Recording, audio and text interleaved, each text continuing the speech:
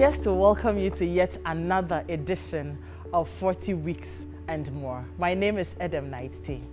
So you know that pregnancy and childbirth is always very blissful if you actually desire it, plan for it, and work at it. How about if it happens by accident? If you weren't planning for it? If you weren't expecting it? Well, today on the show, Adelaide will share her story with us of how she accidentally got pregnant at 17 and everything she had to deal with until she found her life again. Remember also that 40 Weeks and More is our contribution towards the SDG 3 that seeks to reduce the global maternal mortality rate to 70 in every 100,000 births by 2030. Welcome to the show.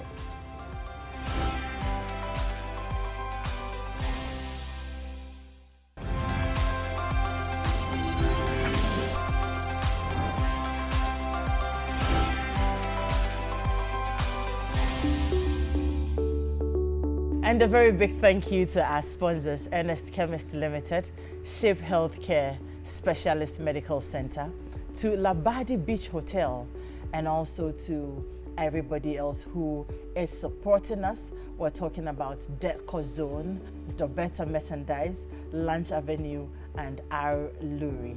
Thank you all so much for the support. We have a very interesting conversation coming up for you. We will be talking about adolescent pregnancy and its impact.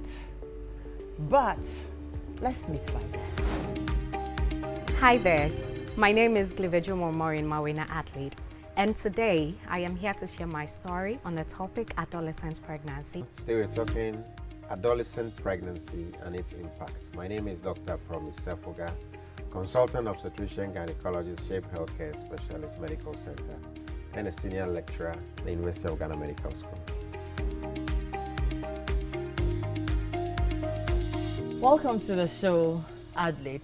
Thank you. How are you doing? I'm good. You? Adelaide, you're beautiful. Oh, thank you. You're Seriously, beautiful too. you're very, very, very beautiful. Thank Dark you. and pretty. Lovely. Yeah. Thank Doc. Yeah. Thank you for So joining two us beautiful once women, again. beauty across me. Oh, two black beautiful women That's and a red man. Thank you. Adelaide, how are you? I am good. How have Yourself? you been? I've been good. Great. Adelaide will share her story with us.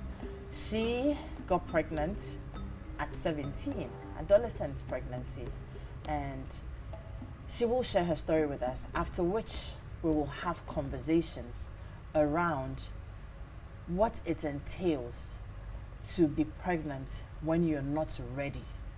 I'm sure there are biological factors, there are social factors, there are psychological factors. We will talk about them.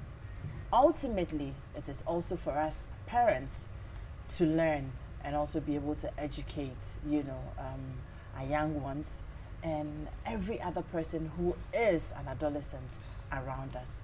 Sometimes they're not just ready for these things and it happens. Adelaide, how did it happen? Were you not in school at 17? Yes, I was in school, but it all happened when we all go back from vacation. So we're all trying to share the experiences we both had during the vacation.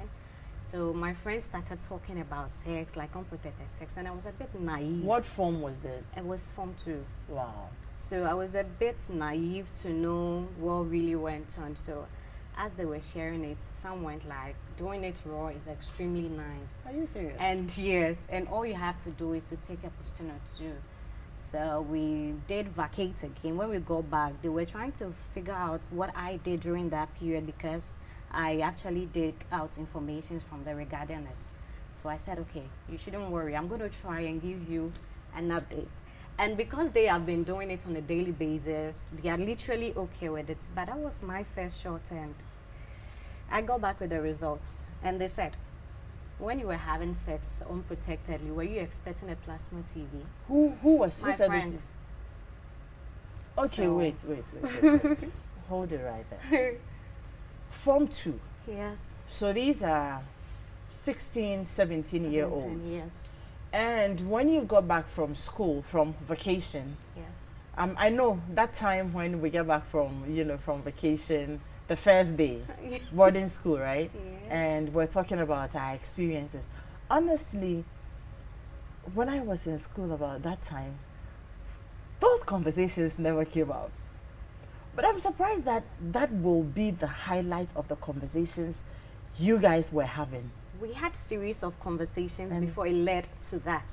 Okay, so they said that having unprotected sex was pleasurable, was more Yes, pleasurable than if yes. you used protection. Yes. Did they also know that they were exposing themselves to STIs? Well, I presume they did. But that was not part of the conversation. No, it was more wasn't. about the It pleasure. wasn't, yes. Okay, All so they said was you have to get a stable person, someone you trust. Then you were can these have- people adolescents too? Yes, they are. No, Some I are mean, grown. okay. Some are grown. I mean the men. Yeah, some are grown. Some are also students from Adisco, like Moga, Santa Moga. So Adisco boys running in and out. You know, they were always teasing me because during visiting now, my father is the first person to open the gate.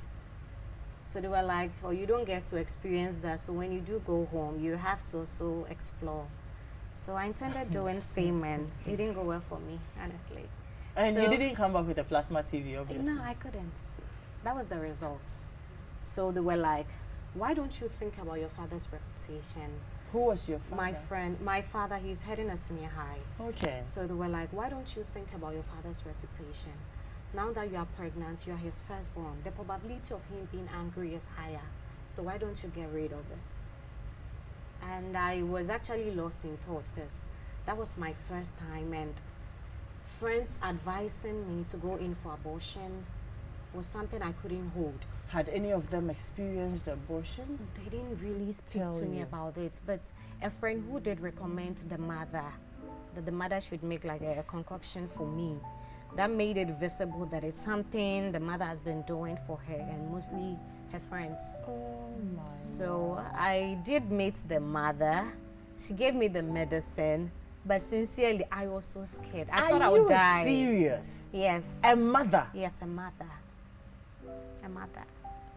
I was very scared that I was going to die. Honestly, that was the only thing I was thinking about. And I questioned myself that if my mother had aborted me, would I have been here today carrying that plasma TV? So we did laugh around it. Wow. Yes. Now let me ask you, we will continue, but I have questions running through my head. Weren't you talking to, or didn't your parents ever talk to you about, sex? Didn't you have any sex education at all from your parents? That has always been a problem. My father is more or less like educationist. It's all about your books. You have to be academically empowered. He hardly, I wouldn't lie about that. How He about your hardly- mom? My mom, however, she doesn't go straight with it. Adelaide, makawelo, afuelo, nefuehaji. She doesn't go straight for it to tell me that no, you'd have to wait at this So point. wait, and all her, that. her mother says that don't do it, and if you do it, you will get pregnant. If you get pregnant, you will have the baby.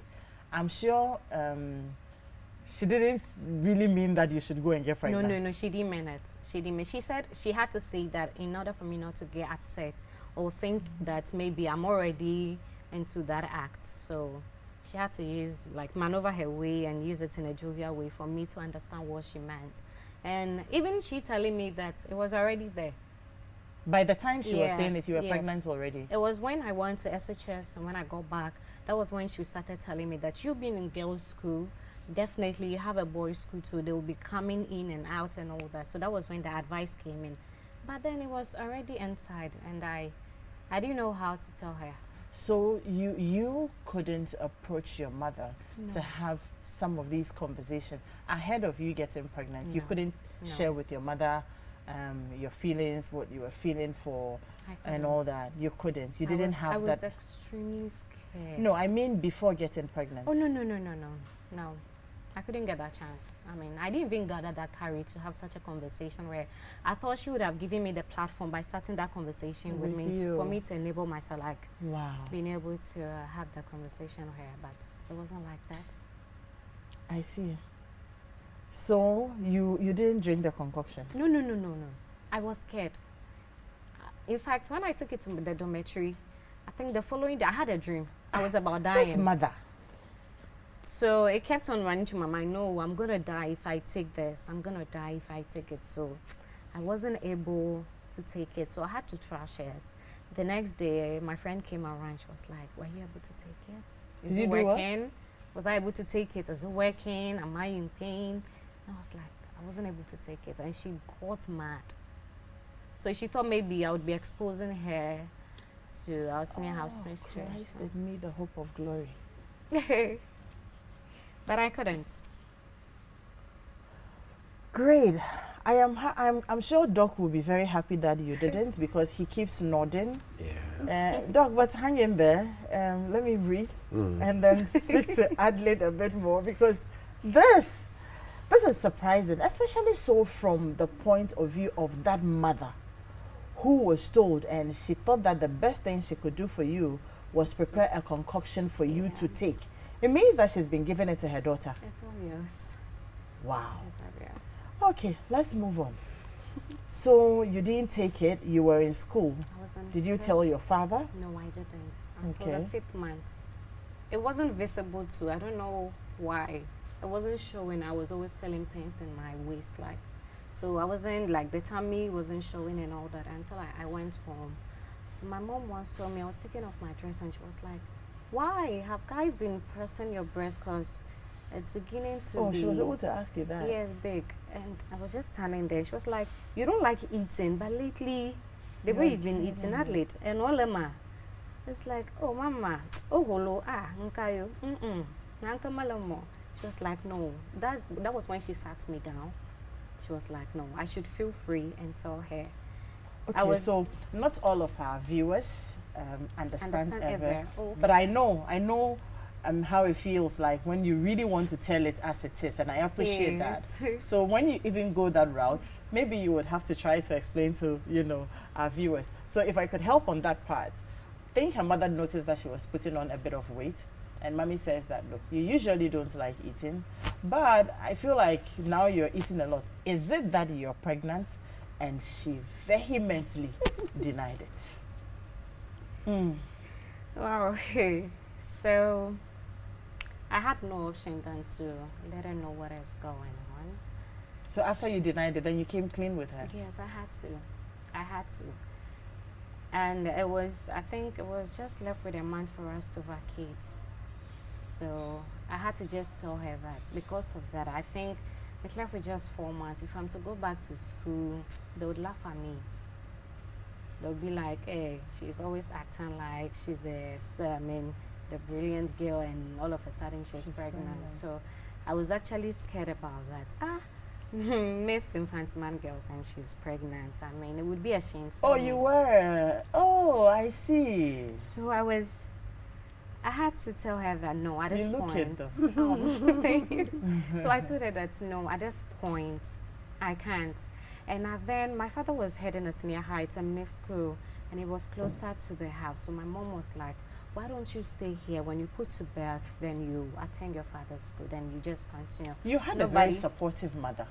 Yes, my mom, but it was left with my father because he looked extremely strict. I knew he was going to skin me alive. That one, I was already preparing my coffee, like my grave, it should be there, because I knew that when my father finds out, it would be hell. But funny enough, he never reacted badly. He was disappointed because he kept on advising his students, you should abstain from sex. You have to be financially stable first. You have to be academically empowered. You have to think about your background, where you are coming from, so that the child wouldn't be a burden. So if he keeps on saying all of this to his students and all of a sudden, their daughter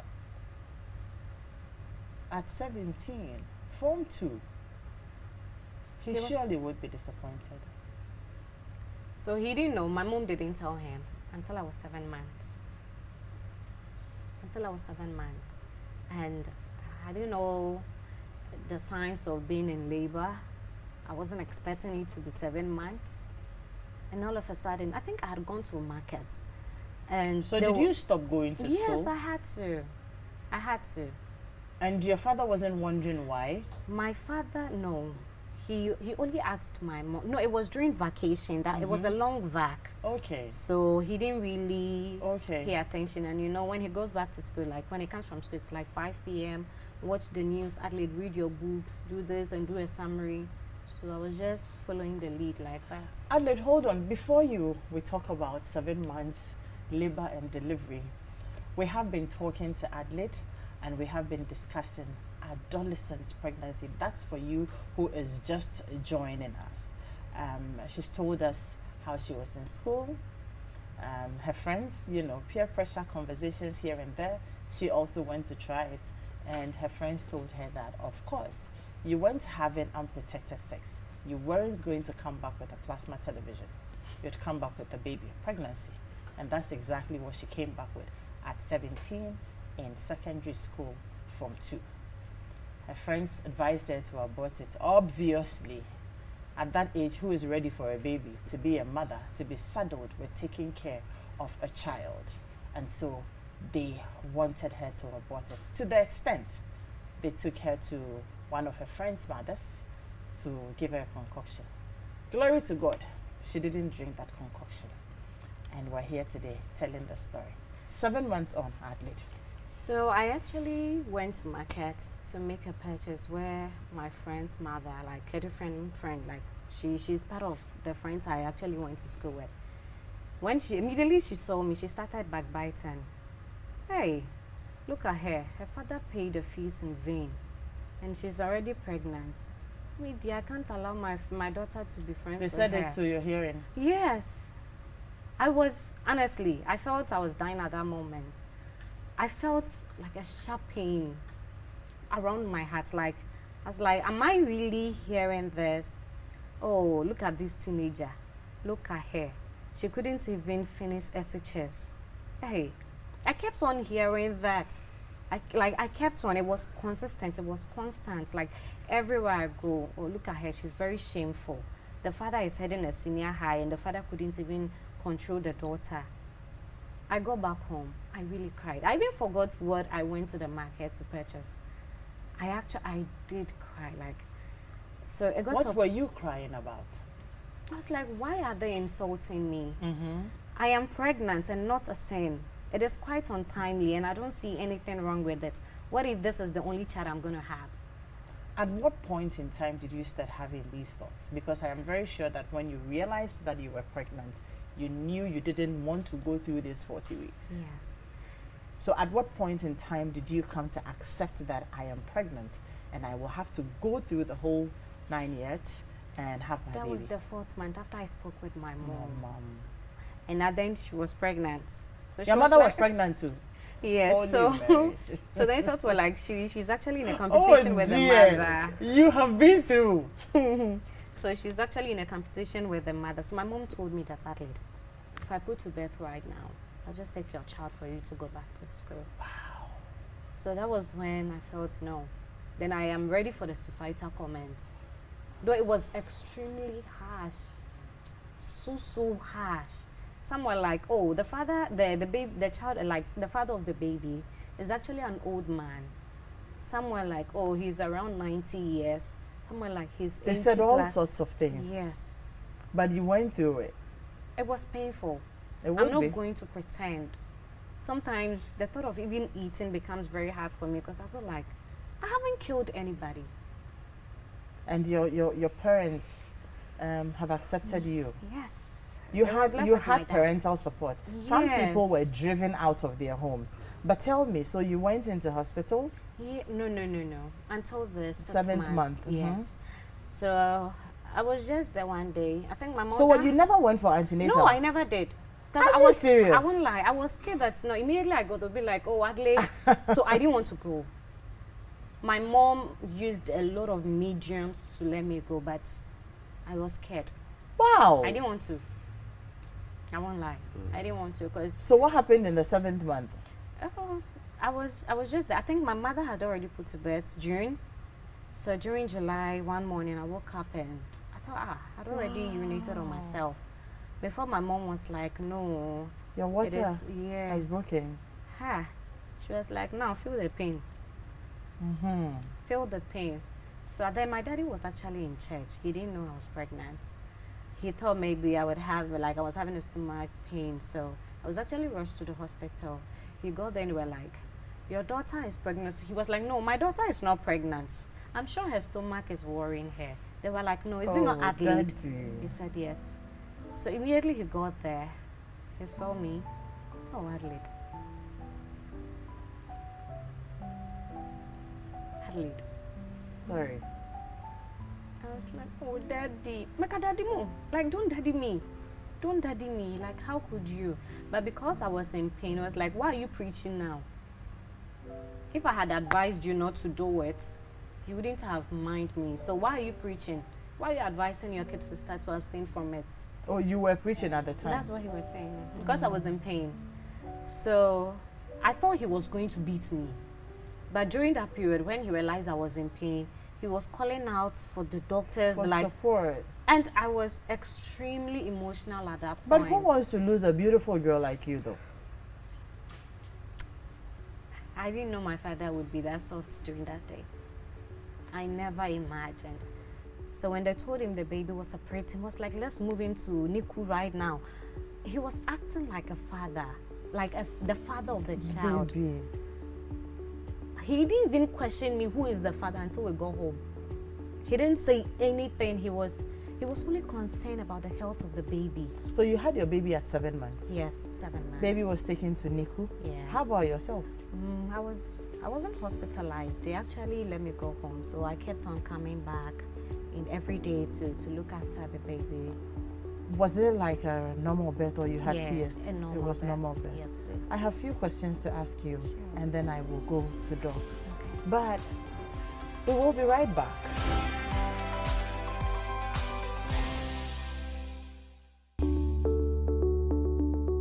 "40 weeks and more." A very big thank you to Ernest Chemist, Shape Healthcare Specialist, Labadi Beach Hotel, Deco Zone, R. Lurie, Lunch Avenue, and to Dobeta Merchandise. If you want anything baby, pregnancy, please go to Dobeta and go and get it. They have everything you need. Even when you think pregnancy, they have everything you need. We have been talking about adolescent pregnancy, and oh wow, Adelaide's story. Adelaide, but I'd like you to breathe. Let me come to Doc. Doc, Yeah. you've heard all the story. Yes. 17, pregnant. How safe or unsafe is that to start with? Yeah. So it's a high risk pregnancy when an adolescent gets pregnant. And it has medical, biological complications or implications, social, economic, and significant psychological, emotional ones, you know. Because she's the person who is not prepared, the body is not ready for pregnancy. The pelvic is not strong enough to carry a baby. The birth canal is not mature and strong enough. And her body, nutritional reserves, she hasn't got that to support a baby growing inside. And so those put her at risk and the baby at risk. So typically, that baby has a tendency to be a little underweight. They don't grow as big as they should be. What was the weight of your baby? You don't even remember, but I'm sure it was small. Look at her baby looking like a lizard. Because it Oh, was very very tiny. You know, so these are the things.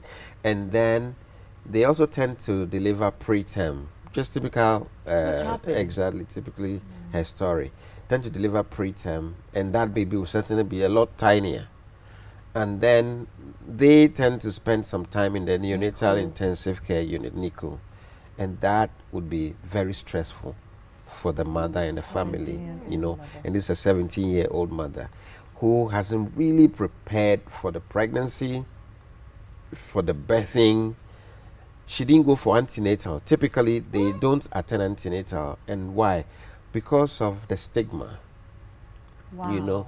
Because when they go, the mother's friend or the church pastor's wife or a chorister, somebody from church will see her And so all these will hold her back. So they are not likely to attend antenatal. So if she was going to get anemia, malaria, all the other problems in pregnancy, they don't get detected and treated. Doc, and I know that some of the health workers also insult them at that age. Yes. More like you are not listening. Yes. But as for those ones, they deserve them. No, they don't deserve them. we try to now encourage care providers to be a bit sensitive, because we need to open up and receive them. And we actually are making plans that these special group of patients should receive some preferential treatment, just so that they don't get to mix with the adult population. One of my patients said, so when she's coming for antenatal, she has to wear duku and wear so that she looks old. Why? She was young? Yes, one of them, an adolescent pregnant woman, so that she make herself look older, just so that to they'll be more receptive to her, you know, stuff like that. So we're trying to have them, you know, some kind of a dedicated service. But let me ask you. So you said baby tends to be small, they go to NICU and all of those. Yeah. Is it because the mother's body is not, what's the reason? It's the uterus is not well developed. Okay. So the space is a bit smaller. Okay, so it can't wait till the baby gets a full size. It will start contracting. Wow. She's nutritionally deficient in so many things, which can also put her at risk of some infections. Infections in pregnancy can easily trigger contractions and preterm labor. And she's not attending prenatal or antenatal to receive treatment for these things if they get detected. So all that together, you are likely to have a smallish baby. Baby is likely to further come ahead of time.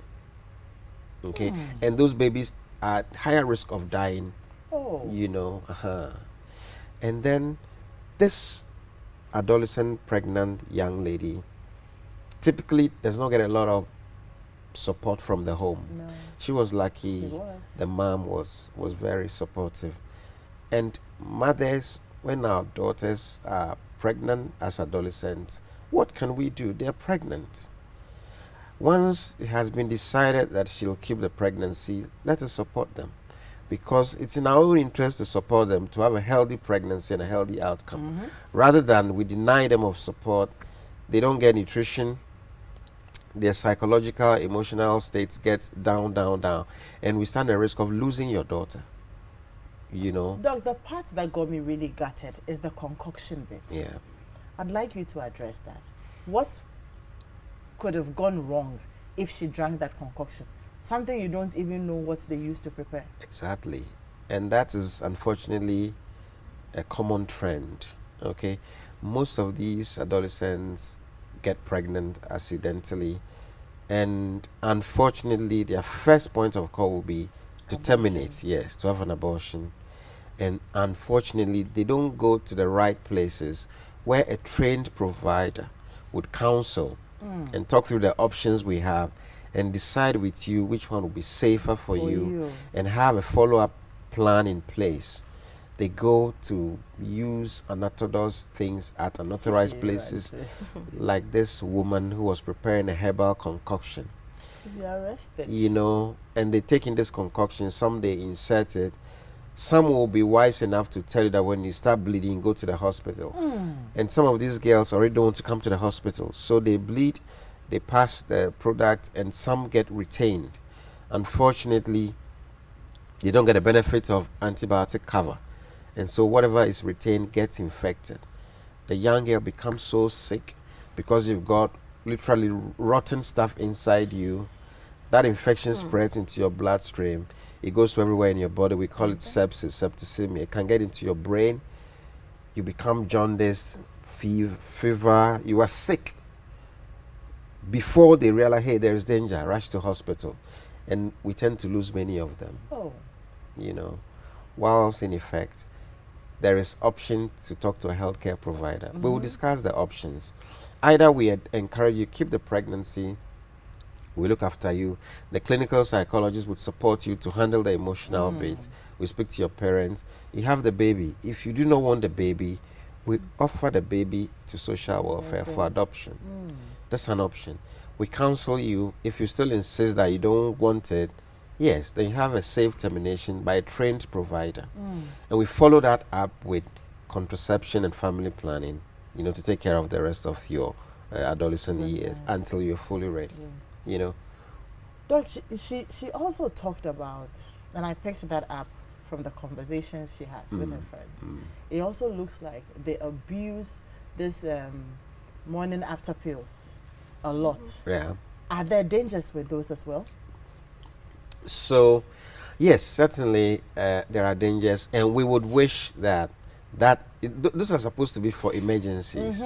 But admittedly, it has pretty much become like the regular thing for most of our young girls now.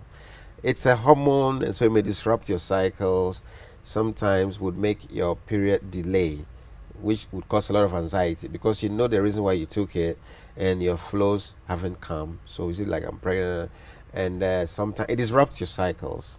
So we would rather wish you go on some form of a long-term contraceptive measure once you're not ready for pregnancy, so that the pills do not become your regular weekly or daily things you consume. It's not healthy that way. It has tendency to affect your hormones. Wow. Yeah, you know, and some are not lucky, and these unsafe abortions lead to complications that damage their tubes permanently.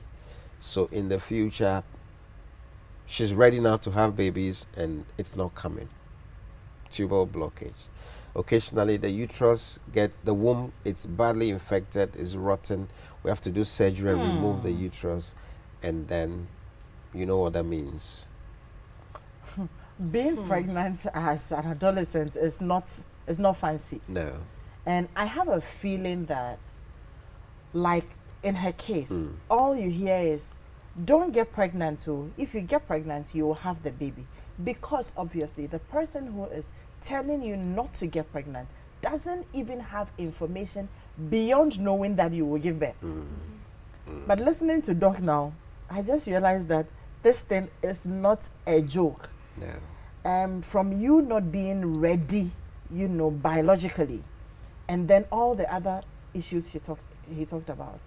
Let me come back to you, Adelaide. So you had your baby after 7 months. Baby was in NICU for a while. For how long? For a week. For a week. Yes, please. Okay. And you were discharged. Yes, please. So what happened thereon? It was actually, I think, when she was about the 5th month. No, the 3rd month rather. And my mom was like, no, it is time for you to go back to school. Because my father had decided to give me an opportunity. So he spoke to me, was like, you giving birth doesn't spoil anything around you. If you're ready to go back to school, I am here to support you. You're lucky. And I said, yes, I am ready. I wanted to start that day, the day we had a conversation. And then so we had a discussion for me to give the baby to my mother. I go back to school. When I come during break time, you know, he's heading a senior high, so obviously he's staying on the same campus. So during break time, I breastfeed the baby. Wow. My mom does support her with Aptamel. Wow. Yes. Yes, so that was how I was Did you go back to the same school? No, I couldn't. You couldn't go back? I couldn't. My mother told me she really wanted me to be very close to my daughter. So I can know how it feels, the sleepless nights. Since I didn't sleep that night, I shouldn't sleep during the other nights too. So, yeah, so that was what happened. So my father spoke to me that at this point, I've already seen the realities of life. And I am the lucky one. Me being the firstborn, he doesn't want to throw me away. True. So now that he has given me the second opportunity, I need to make good use of it. I need to utilize it very well. So when he said that, I don't know. I didn't know what to do because I wasn't expecting that. So it was after this whole discussion before he had to ask me who is the father and all of that. So when it was the time for him to come around, he was like, no, I want to take care of my grandchild. I've been taking care of all your siblings, so I'm just going to take them like twins. So don't tell anyone that she's your daughter. This was your father? It was unbelievable. Every morning, he does prepare hot water for me to sit on. Are you serious? It still feels like a dream. Oh. I never believed. I was expecting some hot slaps after I got back home, but no. Are you okay? Are you in pain? Take your medicines. Like, so I had to pinch my mom and ask her that. Is that really daddy? Yes. It was like there was nothing he can do. So he did register me in his school. So I started schooling. And God being so good. This time you focused? Yes, I had to. My last chance. I can't. No. I can't mess up with You it. follow Because friends. my kid brother made a statement that really hurt me. Was like, hey, she kept on saying that when she's about getting married, you're going to be the flower girl, you're going to be the maid of honor, and now look at her. So I just wanted to prove him wrong, even though he said it in a jovial way, but it really meant a lot to me. I felt it was a direct pinch to my body. So I had to really focus on my education, and I really did. I did a good job too with my WASI, got admitted at Ghana Institute of Journalism, and finally I am done with my licenses. So now I can give birth anytime. Congratulations to you, Thank you. Adelaide. Thank Wow. you. Doc, not too many people have this sweet story to tell. No. What do you make of her story and the support she got? I And mean, how important is that? yeah. Especially so, I'm sure it will have some medical effects on a child like that. Yeah. With all of these things. Yeah. Fortunately, she got a great family support, and that is positive. And then wherever your mom, wherever your dad is, I say kudos. You did amazing. Yes. And then what you missed, so many other young adolescents are missing that, where mothers or parents should engage their adolescents openly for sexual education. Because in the absence of that, you see, she heard it from her friends. So what are you waiting for? You haven't tried? And she said, no, let me go try. First try. That's it. She got her other P, which is not the plasma TV, you know. So as parents, it's important we engage. The children, we should be their first point of call. If the boys are worrying, we should be the first one they should come and talk to. And we need to create that platform, yes, you know, otherwise, so if they already hear the right information from us, they know that what their friends are saying is wrong. Sure. You know, but if we leave that vacuum, they're going to fill it with the wrong information, and we get these problems. And then when the adolescent gets pregnant, let's come to the hospital, because there are options, and safe options at that. I am so sure she actually would have gone through some severe emotional and psychological problems. Did you? Doc, we'll come back. Hold it. We'll come back and talk about that before we wrap up on this conversation. It's been one of the conversations that has really gotten me, you know, emotional. Yeah. And it's really gotten me thinking a lot. I like to do a lot of work with teenagers, you know, but this has been a bit more revealing. And thank you for coming to share with us. Now, Doc, you asked her a question about depression, which will largely lead into maternal mental health. Tell us about it. So the first time I went to school, they were like, oh, she couldn't complete infantiman girls. The new school. Yes. They had heard already. Yes. Eish. It even got there before I even started schooling. Oh, wow. Filler. Yes. Oh, why is Adelaide here? I thought she was in infantiman girls. Why is she here? Why is she now in her father's school? Some were like, oh, maybe the father wants to give her the apple. And someone were like, oh, no, she's pregnant, having two head. Like, they mostly have these conversations when they see me passing by. Oh. So I tend to sometimes stand there to listen to them. I could cry myself like out. Like, I do cry. And because my mother was selling on campus, I just go to the shop. When I see the baby, I start crying. Sometimes I go angry. I'll be like, it's because of you they are insulting me like this. Why? Like, I kept on saying that. And I tend to have a lot of headache instantly. That my mom will be like, she hasn't done anything. Why don't you just forget about what they are saying? Even Jesus Christ was insulted. How much more you? I've been also in that space as you are in. So why? Even though I was married, but they were still insulting me. that I'm a good digger, I'm like this. So why don't you just pay all the, like just stop paying attention to them. So during that period, Adelaide, she called my father. So my father called me into his office and told me that it's already happened. And you'd have to not pay attention to what they are saying, else it's going to affect you. And I was already affected. So when I left my father's office, the teachers were saying the same thing. Ah, she's back on here. What is she doing? Haven't you heard? She's pregnant. Oh, no, she just put to bed. Oh, no, no, I think she's pregnant again. Oh, no, no, no, she just put to bed. Like, it was quite like a debate. So I was extremely... Everybody was talking about you.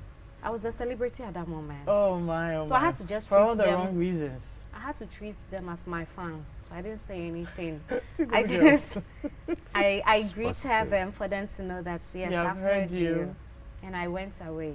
I was sad. I couldn't eat that day. The following day, it was still the same. It was Continue. consistent for a week. So during the weekend, honestly, I was like, no, why am I even leaving? Like, I'm ashamed to my family because everywhere I go, hands are pointing at me. I don't want my daughter to associate herself from, like, with you. I want her to de-associate herself from you. I don't want my daughter to choose the same path you chose. I don't want to see you talking to my daughter. This is really pathetic. Am I that disgusting? Am I that bad? What did I really do? I was actually shaking during all those moments. How did you overcome that? But before you even answer that, I wanted to, you mentioned it slightly, the relationship between you and the baby, seeing as you were going through all of these. Did you bring yourself to loving her? Did you bring yourself to being a mother to her? There was at the point when you start breastfeeding her and she started looking at you. Oh. I was like, you know what, I am sorry, okay? I didn't really mean my Then words. when they abuse you, then you get upset with her again. No. At that point, when I saw the beautiful smile, I was like, Daphne, like she's a girl too, and she took everything of mine. And my mom kept saying, that is your photocopy, so stop treating her like that. She hasn't done anything. And immediately you pick her, there's this warm, I don't know how to express it. So I go like, so this is what my mom has been experiencing. So why don't I, it's just, this is just a phase. I will just pass through it. So there was one time you when never I went, saw a psychologist? No, I didn't. My parents were there for me. They kept on talking with me. You're a blessed child. Yes, I'm fortunate. That doesn't mean you would be fortunate too. So when I went back to school, they were like, hey, she's back again. I was like, yeah, so I'm back. Oh, how are you? I'm fine. Oh, my baby, she's fine. Then I just go away. So they realize I'm getting used to their comments. Immediately they ask me, how are you doing? Oh, we are fine. Because I know you've heard of it. You want to pry? Yes. So let me just volunteer the information Yes. already. So I had to be doing that until I realized they were tired of it. They were tired of it. They stopped there. That was when I felt okay. And then I wanted to do something stupid to myself. Doc. Yeah. Yeah. This is a story. Yes. You know, and those are the elements. You see, she's experienced everything. Yeah. Yeah. There is a whole spectrum of what we call maternal mental health disorder. You know, and even without being an adolescent, any woman who goes through pregnancy and deliver, once you're pregnant, the placenta produces some hormones that are supposed to keep you going, coping with the stress of pregnancy. And so after delivery, when the placenta comes out, that hormonal support goes down. Okay.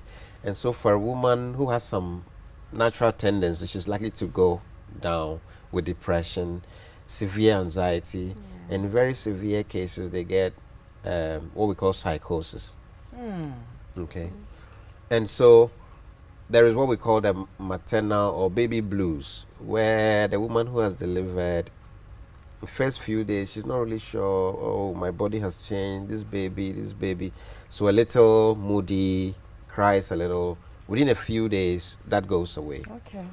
The next severe one is what we call postpartum depression or perinatal depression, because it can start towards the end of pregnancy and then get worse after delivery. That one, they feel really sad. They are there crying without any reason, and they are not happy. They cannot eat. They are low in energy, low in mood. They don't want to see the baby. Some say, no, I haven't delivered. They don't understand. So they say, are you the only one who's given birth? You know, just because society, we don't know that these have medical reasons why they happen. And what the new mother needs is support. Okay? And then the severe form is postpartum. And when this depression gets severe, it will make you want to commit suicide. Did you hear her say at a point she wanted to take her life? Yes. That she asked herself, where am I even living? Yeah. So that can happen to any woman after delivery. It's a lot more commoner if you're an adolescent. It's a lot more commoner if the pregnancy had some complications, you know. And so she experienced that. At certain points, they deny that they've had a baby. They say, no, this is not my baby. Take it away. It's not my baby. And in some bad instances, the mother, the brain gets distorted in its function. The mother thinks that something very, very bad, which is worse than dying, is about to happen to my baby.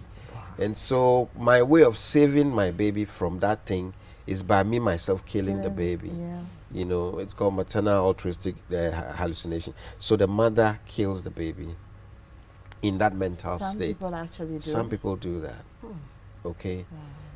And hers came up subtly when she said she thought the baby was the cause of all her problems. You know, she got angry at the baby.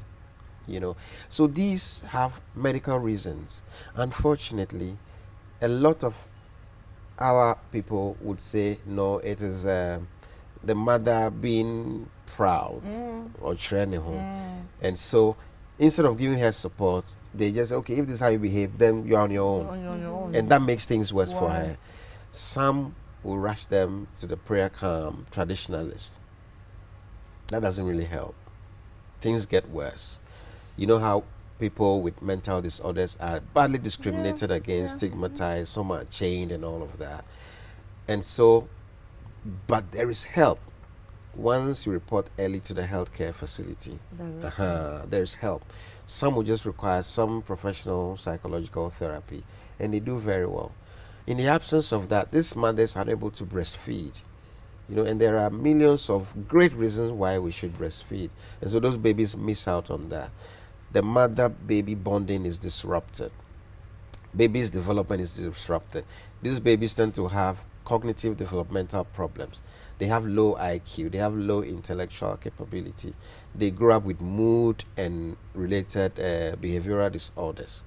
And some study in Ghana recently showed that babies whose mothers suffer this depression tend to have stunted growth physically, you know. And all these disadvantages could be averted if we reported these things and get help, you know. I think in her case, the love she had from her parents made up for a lot of things. Very much so. The love you had, and you should never take it for granted, Adelaide. I never did.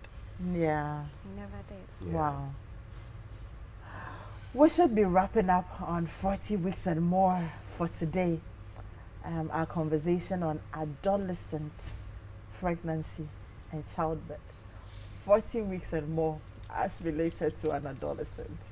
And Adelaide has been our guest. Adelaide, what will be your final words to especially young people and also parents, because your parents were largely involved in this?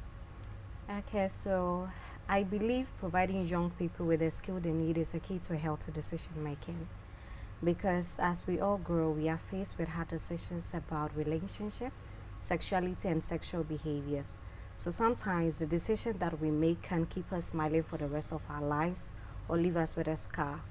And teenage pregnancy, as it continues to be a challenge in most African countries, here in Ghana, it is a health and social issue that needs to be well addressed in order to help save the future of young Ghanaian ladies. Because we all know if a young girl do give birth early, they reduce their chances of being academically empowered. And most of their career opportunities too are stripped of them. You're right. But in my case, I had the support from my parents. You did. And I don't feel you can always be like me. You can never be like me. You can never have a parent like mine. So therefore, I actually want you all to abstain from it. And if you can't, kindly do the family planning. Contraceptive, I'm not going to advise. And I would plead with parents to also support us emotionally. Sometimes it wouldn't be our faults. It would be from friends, peer pressure, the experiences. And as naive as you are, you would also want to experience the same thing. So I prefer them laying a solid foundation for us to have that kind of conversations with us to enable us to tell them what is going on in our current life. Great. Yes. And I mean, to add to that, I think that the parents have a role to play as well. A lot. You know, when you said that parents should know that it's not your fault, Yes. I think a lot of parents listening to this will also come to the realization that they probably are not putting in the work. That was exactly what my father did. After I put Yes. to bed, he had to now be educating my siblings so that they wouldn't be a victim by chance. Exactly. I think So- some parents may have to come to that point to realize that they are not also putting in the work. We all Yes. have to do it together. Doc, your Yes. final words. Yes, so this has brought to the fore this major concern of medical, social, economic challenge. The parents have the biggest role to play because there is a whole world of information at the fingertips of our kids The now. youngsters, yes. So there's all sorts of wrong things they can pick up, but we have the opportunity to set the stage so they can even process this and decipher what is good and what is bad. So parents, let's engage our adolescents. Even before they turn adolescent, let's open up and have open, frank discussions on sexual function, sexuality, and reproductive health with our children. We do that, and there may still be a few accidents. When they happen, come to the healthcare facility. We have options, safe support system, so that we can optimize the health of this young pregnant girl and the unborn baby. Thank you very much, Doc. And I think everything has been said. This is where we're wrapping up on today's show. I am a parent. I have teenagers, 4 of them. I think I am doing some good work with them, but there is still more to do. So if you are not doing it at all, then you will have yourself to blame as well if it doesn't go as you expect. Thank you very much. We will come your way again next week with another edition of 40 Weeks and More. Doc and Adelaide, thank you very much for being on the show. Thank you for having me.